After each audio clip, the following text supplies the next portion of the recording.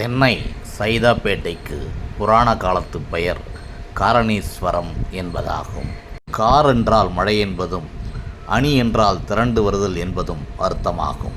காமதேனு பசுவை இழந்த இந்திரன் அதனை தேடி பூமிக்கு வந்தான். காட்டுப்பசுவாய் திரியும் காமதேனுவை மீட்கும் பொருட்டு அவன் சிவபெருமானை வழிபட ஒரு லிங்கத்தை பிரதிஷ்டை செய்தான்.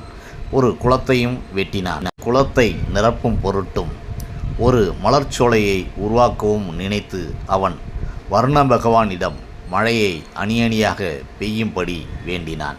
இந்திரனின் வேண்டுகோளை ஏற்று வர்ண பகவான், அதாவது கார், மழை அணியாக வகுத்து பொழிந்த இடம்தான் இன்று காரணீஸ்வரம் என்று அழைக்கப்படுகிற சைதாப்பேட்டை ஆகும். இந்திரனின் வழிபாட்டில் மகிழ்ந்த சிவபெருமான் காட்டுப்பசுவாய் திரிந்த காமதேனுவை மீட்டு அவனிடம் ஒப்படைத்தார் என்பது புராணம்.